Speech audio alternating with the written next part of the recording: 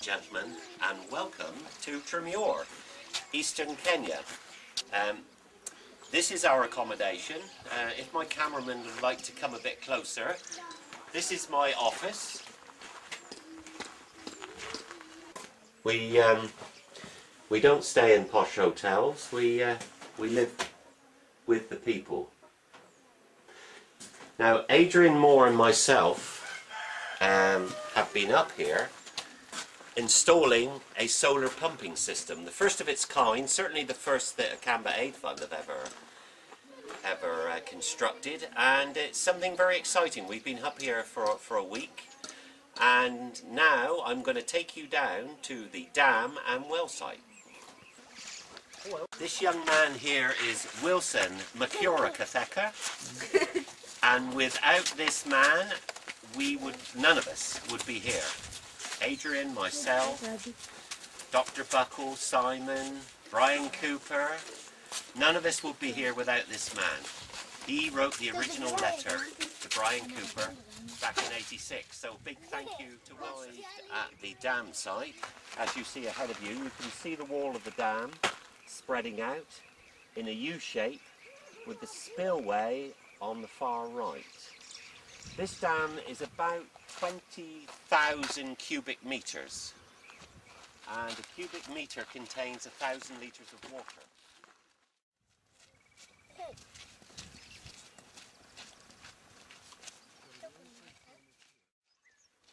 Right, ladies and gentlemen, we've now arrived at the dam, and you can see the wall, the horseshoe of the wall, with the spillway on the far side on the right. And if my cameraman comes a bit closer, he can pan in on the water. Now, this dam is probably about less than a quarter full. The water that you see in the dam was from the rainfall in December. So that's lasted right through now until the middle of March. Okay, we're now at the water's edge. And as you can see by the colour of the water, nobody would really want to drink this. It's muddy and it's obviously contaminated. However, the animals are able to drink this water. People have to collect it, carry it home, strain it, and then boil it before they're able to drink it. That was the situation until this week, when Adrian and I have been working on the new well, which is immediately the other side of the wall. I don't know if you can see the wall now, as Adrian pans up to the wall.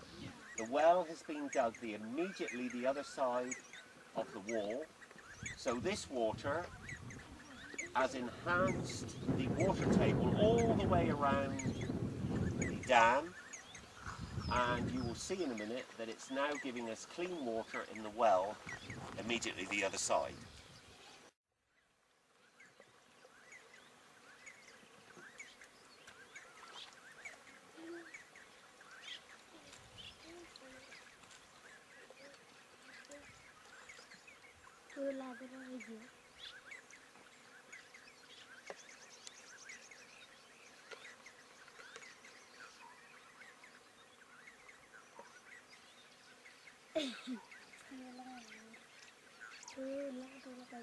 Stood at the, well, Japeth and I are now stood at the top of the dam wall, looking down into the dam.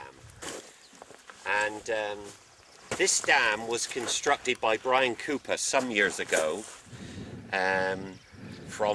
with monies provided by the Guernsey Overseas Aid Commission, who have been most generous in supporting our charities over the years. Yeah. Okay. Right now, ladies and gentlemen, you can see the lovely tree there, a lovely green tree, which is a good indication that the water table is quite high, and that's because of the dam. And this is a new and exciting project. You can see here the solar panels, the well, you see our Mason William there, who's waving at us, and the water tank. So energy is provided by the solar panels, 24 volts, That's 265 watts there of energy, through the solar controller, which is immediately below the panels, down to the pump, which is a submersible 24 volt Shoreflow American submersible pump. Pumps the water up, fills the tank. Float switch cuts the water off when the tank is full. So that's clean water because it's filtered as it passes through the soil and the different stratas. The water is filtered and it trickles into the dam, into the well. And we have there approximately a water table of 15 feet. Now 15 feet this time of the year, when usually the water table is quite low because we're now about a month away from the short rains, is wonderful, and it's very exciting. Right, this is the water tank, 2,500 litres. Here's the pipe, which we cut and had threaded in Cuso, and Adrian and I put that in this week, going out to the water tap. Now the beauty of this is the fence, the local fence they've constructed, which is a live fence. You'll see here shoots, green shoots. You probably won't pick it up on the film, but you'll see here green shoots. So this fence was planted some time ago and has just started to grow. So you can imagine when this is all grown beautifully green and a bit higher, it will be a wonderful screen for all this high-tech machinery here. Obviously a gate will be placed here, a locked gate. No member of the community needs to enter this area. This area is sacrosanct. It's sacred. It's high-tech. We've got solar panels, solar controller, high-tech pump, clean water going into the tank, chlorinated clean water I might add, and so therefore the collection point for water is there, way outside of this area. This will be sealed and locked. Very important point. Now you can see our mason William. Here he is. Say hello, William. William is now sealing the top of the well. All the way around. This is a concrete top we put on earlier this week. Brickwork right the way down. And this is a manhole cover on the hole where the pump goes in and out. And William is now sealing it all up. So he's just putting the finishing touches. Our solar controller up there.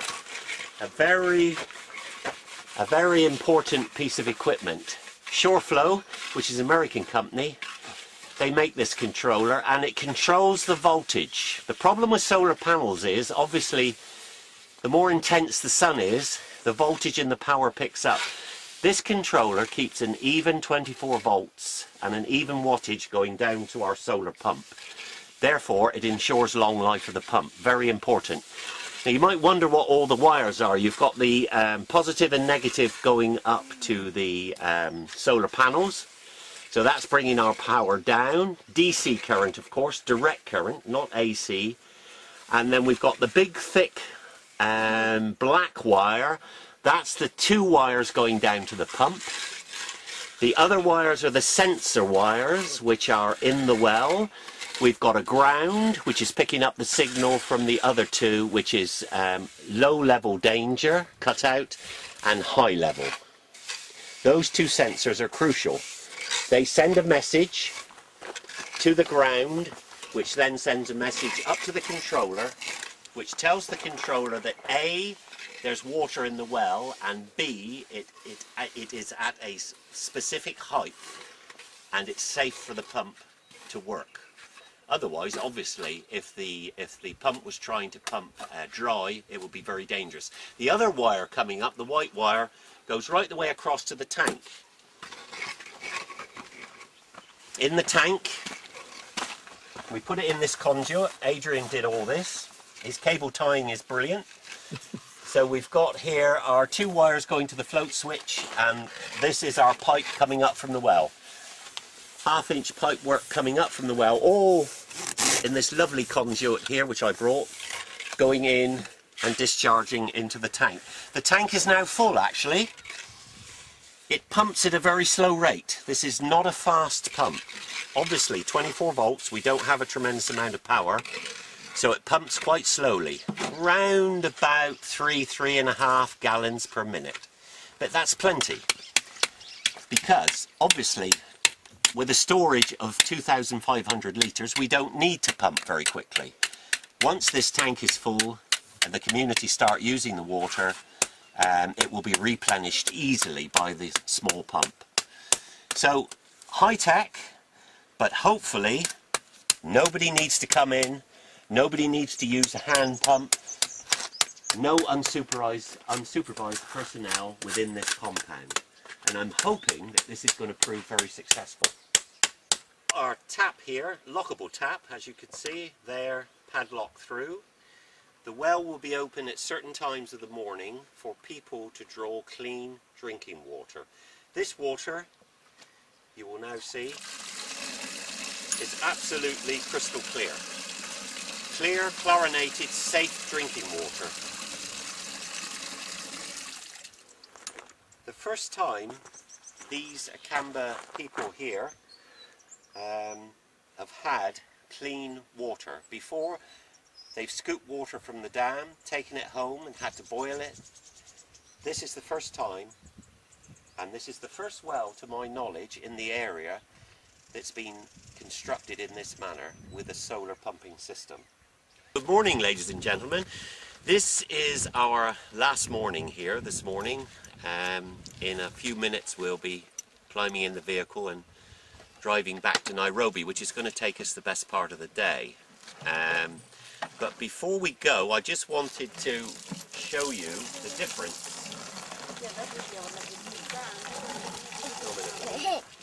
The difference